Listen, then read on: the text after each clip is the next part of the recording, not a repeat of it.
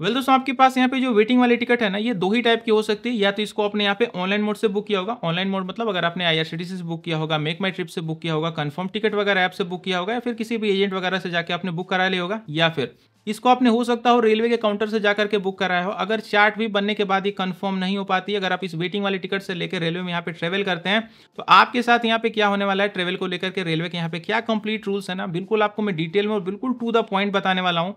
शुरू करते हैं। तो यहाँ पे सबसे पहले हम लोग बात कर लेते हैं ऑनलाइन मोड के बारे में। या आपके पास जो एक वेटिंग वाली टिकट है उसको आपने ऑनलाइन मोड से बुक किया था, अगर ये चार्ट भी बनने के बाद कंफर्म नहीं हो पाती, अगर आप इसको लेकर रेलवे में यात्रा करते हैं, तो आपके साथ यहाँ पे क्या होने वाला है, इसको लेकर रेलवे की क्या कंप्लीट गाइडलाइंस है।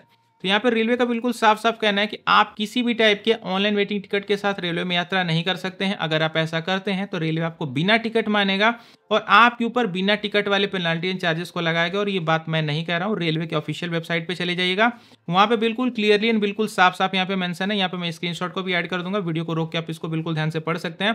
फिलहाल इसके पीछे का मैं आपको यहाँ पे रीजन भी बता देता हूँ कि रेलवे आपको बिना टिकट क्यों मानती है ऑनलाइन वेटिंग टिकट होते हुए भी।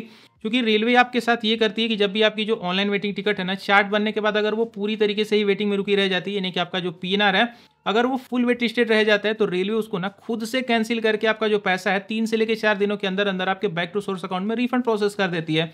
तो जब आपकी इस वेटिंग वाली टिकट का आपको ऑलरेडी रिफंड प्रोसेस कर दिया गया, अगर आप उसी टिकट को लेकर ट्रेन में घूमेंगे तो उस टिकट का वहाँ पे तो कोई सेंस है नहीं। इसीलिए रेलवे यहाँ पे आपको बिना टिकट मानती है और आपको यहाँ पे बिना टिकट वाले पेनल्टी चार्जेस को लगा देती है।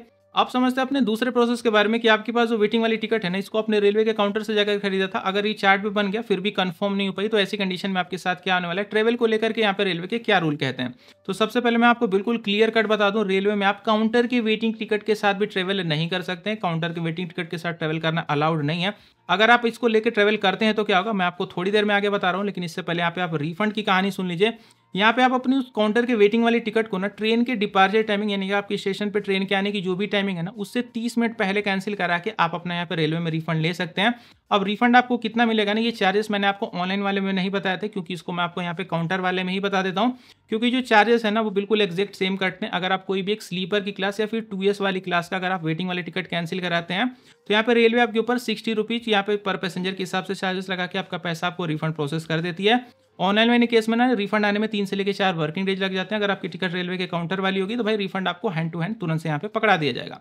अगर आपने कोई भी एसी की क्लास की अपनी वेटिंग वाली टिकट कैंसिल कर दी, जैसे first AC, second AC, third AC economy या फिर चेयर कार, तो रिफंड यहाँ पे आपको देने से पहले ना आपके ऊपर 60 रुपीज प्लस जीएसटी पर पैसेंजर के हिसाब से चार्जेस लगाए जाते हैं। यहाँ पे जो मैंने जीएसटी वर्ड यूज किया ना, ये जीएसटी लगभग 5 से लेकर 7 रुपए के आसपास कटता है। मोटा मोटा इसको आप 10 रुपए पकड़ सकते हैं। तो 60 रुपीज प्लस जीएसटी पर पैसेंजर के हिसाब से चार्जेस लगाए जाएंगे।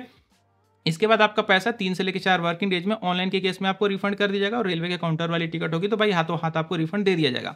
अब हम लोग फाइनली बात करते हैं अपने मेन पॉइंट के बारे में कि आपके पास जो काउंटर की वेटिंग वाली टिकट है ये कंफर्म नहीं हुई, लेकिन अगर आप इसको फिर भी लेके चढ़ जाते हैं ट्रेन में, तो अब ऐसी कंडीशन में आपके साथ क्या होने वाला है। तो यहाँ पे आपके साथ जो टोटल 3 चीजें हैं वो हो सकती हैं। सबसे पहली चीज, मान के चलिए कि आपके पास एक स्लीपर की क्लास का वेटिंग वाला टिकट है। अगर आप स्लीपर की क्लास में चढ़ जाते हैं, तो अगर आपकी ट्रेन में कोई भी एक सीट खाली जा रही है, जैसे अगर मान के चलिए किसी भी पैसेंजर कोई अगर एब्सेंट हो गया है, या फिर किसी भी पैसेंजर की अगर ट्रेन छूट गई, किसी भी तरीके से अगर कोई सीट खाली जा रही है, तो आप टीटी को रिक्वेस्ट करके ना उस खाली सीट को अपने ऊपर अलॉट करा सकते हैं। इसके लिए आपको अलग से कोई भी चार्जेस देने की जरूरत नहीं है।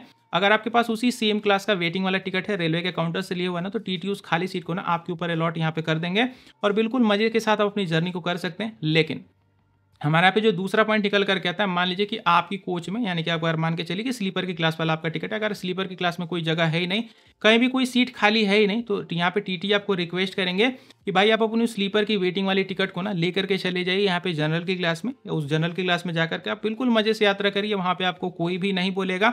यहाँ पे आप स्लीपर की क्लास में, यानी कि किसी भी रिजर्वेशन क्लास में, चाहे वो थर्ड एसी हो, सेकंड एसी हो, स्लीपर की क्लास हो, किसी भी रिजर्व क्लास में आप भीड़ नहीं लगा सकते हैं। यहाँ पे आपको टीटी रिक्वेस्ट करेंगे कि आप उस वेटिंग वाली टिकट को लेकर जनरल की क्लास में जाइए, वहाँ पे आप यात्रा करिए, आपको वहाँ पे कोई भी दिक्कत नहीं है। लेकिन अब यहाँ पे हमारा निकल करके आता है तीसरा पॉइंट, जिसमें आप ये मना करते हैं कि मैं जनरल की क्लास में नहीं जाऊँगा, और आपकी कोच में जो भी आपकी रिजर्व कोच है, चाहे वो थर्ड एसी की हो, सेकंड एसी की हो, स्लीपर की हो, उसमें अगर जगह नहीं है, तो अब ऐसी कंडीशन में अगर आप अपनी जनरल की क्लास में नहीं जाते हैं, तो टीटी क्या करेंगे, आपके ऊपर पहली बात तो पेनाल्टी लगाएंगे, अगले स्टेशन तक का आपसे किराया भी लिया जाएगा, और उसके बाद अगले स्टेशन पे आपको उतार दिया जाएगा।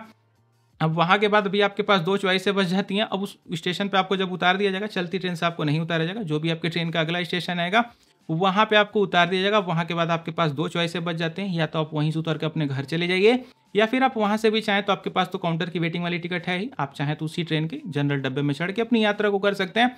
यही था टोटल सिस्टम काउंटर के वेटिंग टिकट और ऑनलाइन वेटिंग टिकट से रिलेटेड। वीडियो आपको कैसा लगी कमेंट करके जरूर बताइएगा। फिलहाल मुझे दीजिए इजाजत, गुड बाय।